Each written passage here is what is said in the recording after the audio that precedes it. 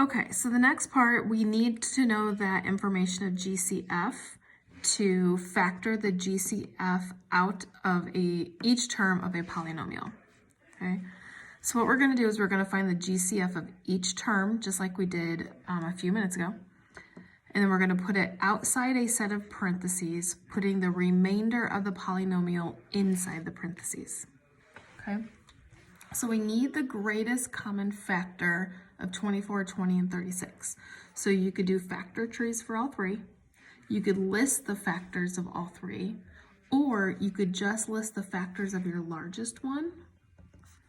So 1 and 36, 2 and 18, 3 and is that 12, 4 and 9, and then 6 and 6.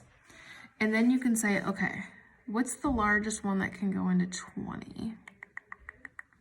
4. Can 4 also go into 24? Yes.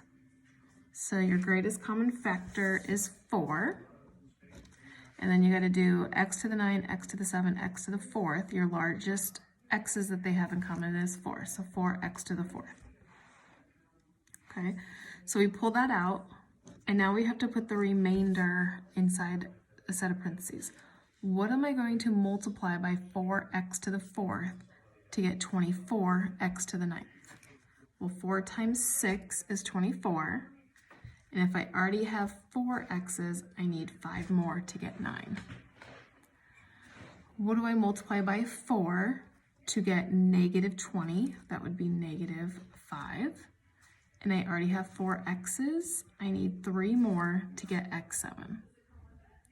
What do I multiply by 4 to get positive 36? I would get positive 9. And I need x to the 4th. I already have it on the outside, so that one is done. So that's your final answer.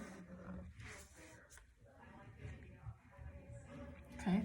The purpose of doing these is for problems that you will hit when you get into harder problems where we have to solve for x. You want to factor out as many as you can, get out of the parentheses. So when you have to solve for x, it makes it simpler. I won't go into detail about it now, but the purpose of this is for when you get into some harder problems, which we might do this class. I need to look a little further and see if we go that far.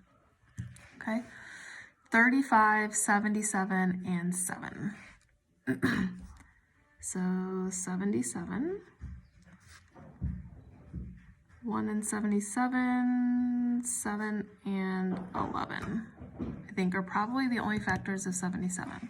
So it has to be something that can also go into 35 and 7.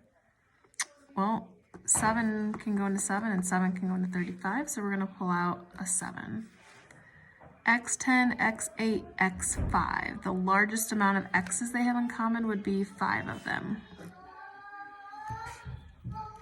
So what do I multiply by 7 to get 35? That would be 5. And I need x to the 10. I already have x to the 5, so I need 5 more.